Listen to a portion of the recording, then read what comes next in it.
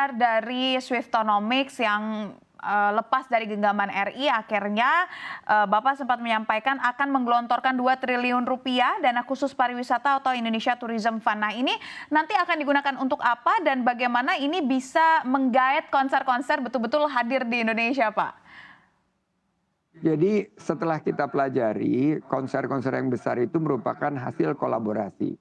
Jadi Singapura ini pemerintah, dunia usaha, dan juga dewan, biro bekerja sama, sehingga bukan hanya diberikan kemudahan perizinan, diberikan juga akses venue yang meyakinkan, dan juga diberikan dana pendampingan. Nah, ini yang Indonesia Tourism Fund yang sudah mendapat persetujuan dari Bapak Presiden.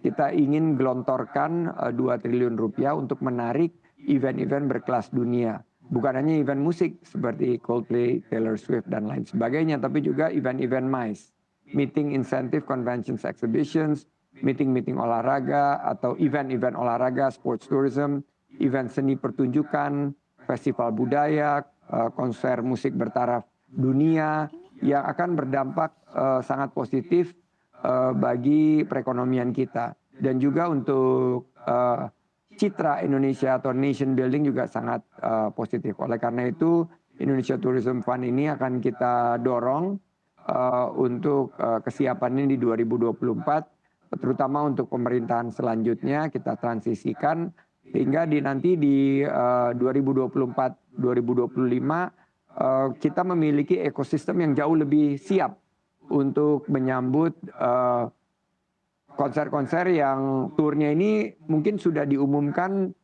jauh hari sebelumnya, tapi kita harus bergerak cepat dalam sebuah konsep yang kita sebut sebagai Indonesia Incorporated.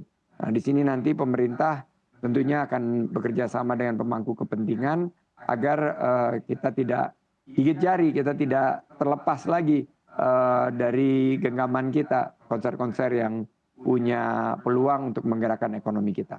Iya, Pak, kalau misalkan kita lihat sebenarnya kan Indonesia mampu ya Pak untuk bisa menggelar konser-konser besar, apalagi jumlah penduduk Indonesia sendiri saja nih Pak, udah banyak banget gitu. Dan kita belajar dari Coldplay kemarin bagaimana agar kita bisa mempertahankan eksistensi Indonesia agar artis-artis berikutnya nggak skip lagi Pak untuk hadir ke Indonesia. Bagaimana kita bisa memastikan kelayakan negara kita, meyakinkan para artis tersebut untuk singgah di Indonesia Pak?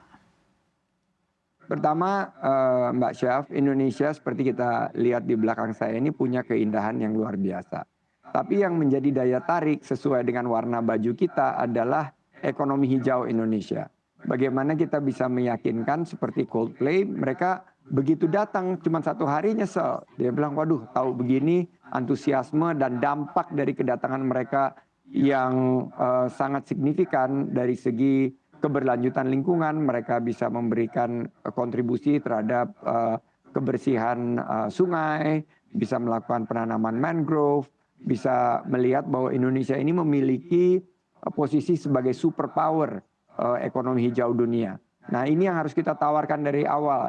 Kehadiran mereka di Indonesia bukan hanya semata-mata uang. Karena kalau orang Indonesia, apalagi yang kelas menengah ke atas, bisa pergi ke Singapura, bisa pergi ke Australia untuk menonton konser mereka. Tapi kalau mereka datang di sini, mereka bisa melakukan perubahan yang sangat signifikan terhadap gaya hidup masyarakat kita. Mereka bisa menyampaikan pesan yang jelas dan tegas terhadap keberpihakan isu-isu lingkungan, perubahan iklim, dan lain sebagainya. Jadi saya berharap bahwa Indonesia Tourism Fund ini akan segera terbentuk sehingga kita bisa mampu mengirimkan pesan yang jelas dan tegas kepada dunia, kita siap.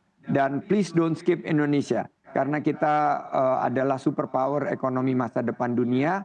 Dan kita pastikan bahwa kehadiran kita ini bisa berdampak bukan hanya 2-3 tahun ke depan, tapi karena ada perubahan gaya hidup atas kunjungan daripada konser-konser besar ini, akan kita rasakan untuk mencapai Indonesia Emas 2045 Indonesia menjadi negara maju Ya. dengan posisi sebagai superpower ekonomi hijau. Iya, padahal kalau dipikir-pikir kalau datang ke Indonesia, abis itu bisa liburan ke Labuan Bajo, ke Bali, ke Lombok, itu kan cuma bisa didapetin di Indonesia ya Pak ya, di Singapura tuh sulit mau kemana-mana ya Pak ya.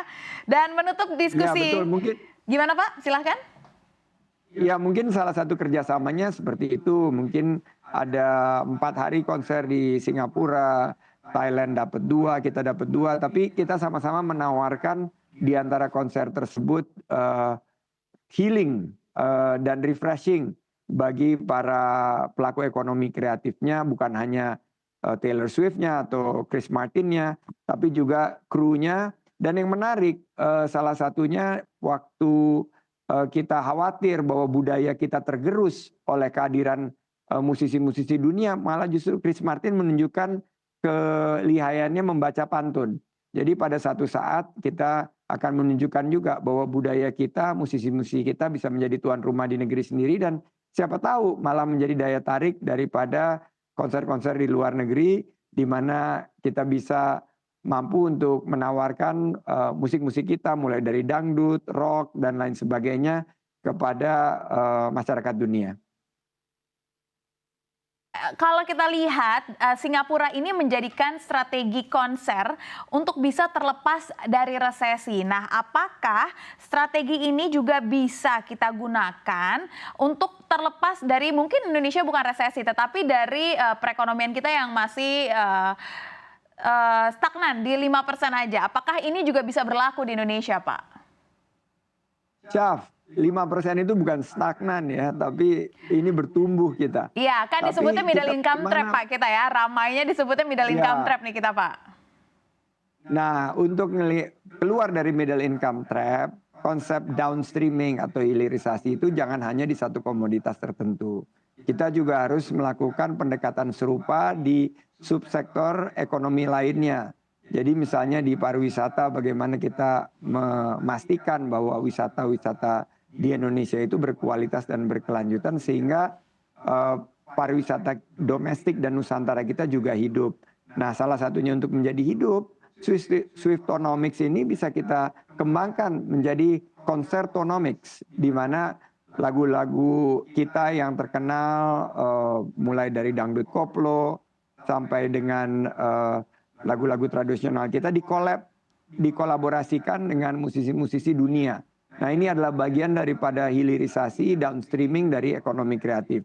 Juga kita bisa melihat bagaimana dari sisi wisatawan mancanegara yang datang ini lebih berkualitas. Datangnya itu lebih panjang waktunya, mereka dampaknya juga lebih luas dari segi ekonomi setempat.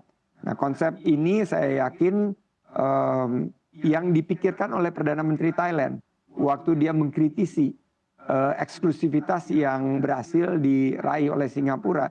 Tapi saya melihatnya justru ini peluang. Karena kemarin ini kita mungkin terlalu berkompetisi, saat ini kita melihat peluang untuk berkolaborasi dalam bingkai ASEAN. Kita harus menunjukkan leadership kita. Bagaimana nanti begitu kita lengkapi ekosistem kita dengan adanya Indonesia Tourism Fund, kita punya konsep venue yang kuat, perizinan yang sangat transparan, berbasis elektronik. Ini kita bisa jadi spot destinasi tujuan wisata Concertonomics ini.